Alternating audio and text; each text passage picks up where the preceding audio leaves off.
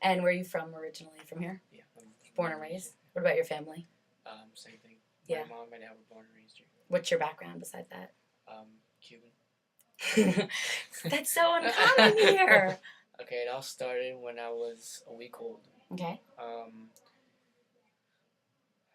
I was born fine. Nothing was wrong with me. About a week later, I started getting a fever, and the doctor, and then my parents took me to the hospital, and the doctors kept saying that they couldn't find anything wrong with me. So my parents took me back home, and then it kept on going. One day while my mom was feeding me, I just stopped breathing and all that. And then so when they brought me back with the defibrillator and all that, right? And then they said that what it looked like I had was the Kawasaki virus cardiomyopathy. Okay. So they ended up just sending me home with the oxygen tanks and all the medicines and stuff like that. And the worst part about it is that this was during Andrew when this happened. Hurricane Andrew. One of our family members, her name is Madeline Moss. She was one of the head people in Jackson Memorial Hospital. And she called us in and she said that with me that they were going to start from scratch. So ever since then they just started giving me medication. Every new medication that had come out, they'd give it to me. How old were you at this point? I was like maybe a month or two old. Oh wow, okay. So I was still a baby. Yeah. And she just started from scratch all the way up to I was maybe 7 years old, and then they put in a defibrillator. I had a defibrillator till I was 12 years old. So. What was that like? It was painful. It was bad. It hurt a lot. Yeah. It was like a bomb going off in your body, and like everything, you feel like everything just stops around you, and it's not fun. Yeah. So from there on, at 12 years old, that's when I started having problems. It was at the point I had a bag of medicine, helping my heart pump regular, and it got to the point that once the medicine would stop, my heart would start acting up again. So I needed the medicine for my heart to keep going regular. Right. And then they finally put me on the list because they saw how weak I was getting. Yeah. And then I waited only 3 months. So I still remember the day like it was yesterday. Everything was clear. It's like they got the call at like 12 in the afternoon. One of the transplant coordinators had called me. I called my mom, and usually he's one of those that acts funny and crazy. He called talking professional. My mom was like, "What's wrong with you?" Yeah. And he said that they had a heart and all that. So after that, the nurse was even there to change my dressing for the little medicine I had. I had a port, like a little port. Okay. So she was fixing. So it's like a tube that went into you. Is that how it works? I had a tube sticking out. I just got ready and I went to the hospital and we sat there, and then that's when everything started going crazy. All I see is white coats going around me and nurses just flying back and forth.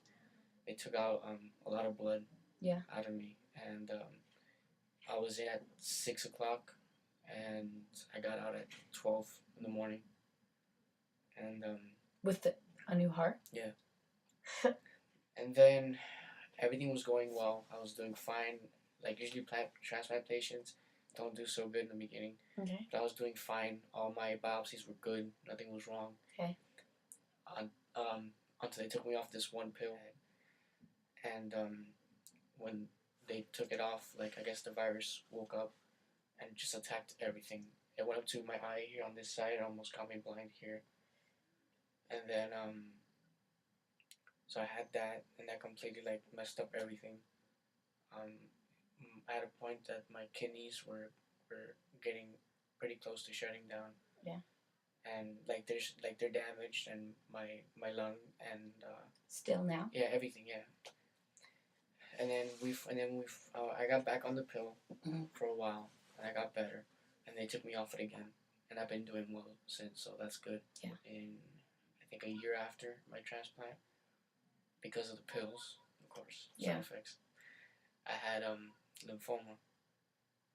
So they biopsied, I think it was this side, and then like I think a couple months after, they took out two tumors the size of golf balls out of my lungs. Mhm. And then ever since then, it's just been like medication. I had to go through like a type of chemo in a way, and then I had got it a second time again. But this time we caught it, perfectly, and then we just did the medicine, and I was fine. Um, I did CT scans and everything's fine. Last time I did it, I still have little tiny I have scarring and Yeah. little bit of small little tumors in on my lungs and stuff. But they're not. No, they're fine. Okay. There's nothing. And so yeah, that's pretty much everything that's happened so far. Feel lucky, I guess. Yeah, I feel lucky. Not a lot of people, get a second chance at life, Yeah. So when hopefully this is the last one I have to get, you Yeah. know. What about your family? How's it been for them? Well, for my mom, it's been a Hard. roller coaster ride. Can imagine.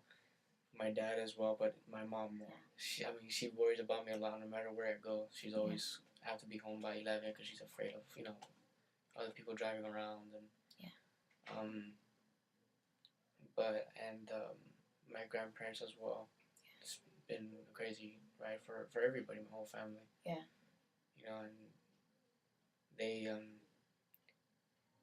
they really like, they're always there for me when I need them, and they help me in any way that they can. So do you take care of yourself differently though than you think other teenagers your age? Well, with us, we can eat whatever everybody else eats, just not as much of it. Which of course, too much of something isn't good for anybody Right. either.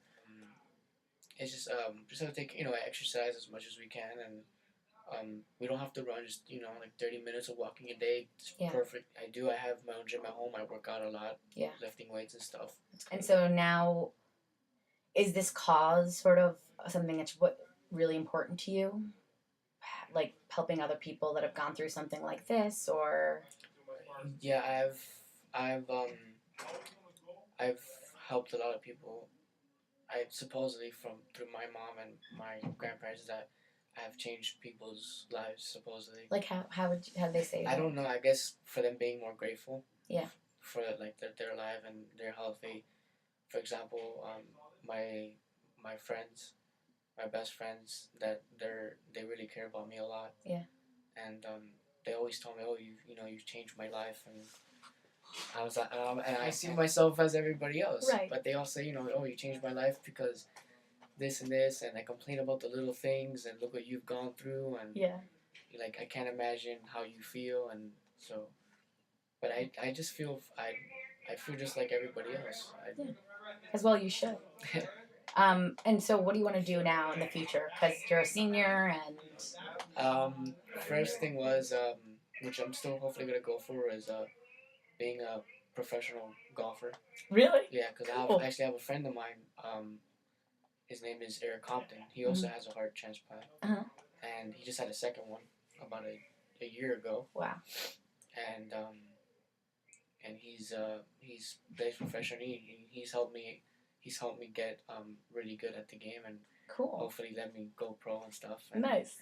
But other than that, I'm planning on maybe studying business. Cool. And along the line, and then if not, planning on being a fire rescue. Nice. Going to medical school and doing fire training and That'd see how that works out. I've always wanted to be one since I was little. So from all that you've experienced at this point in your life, if you had to impart one message to your peers and the people around you, what would that be? To live life every day like it's your last. You never know when something bad's gonna happen. Take every opportunity you get.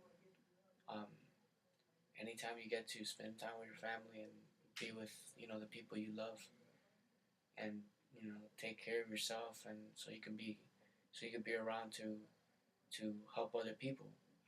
And you don't have to be you don't have to have a transplant or have something to help other people. You can do it yourself. Yeah. Just by showing people that that everyone's the same, no matter what they've gone through.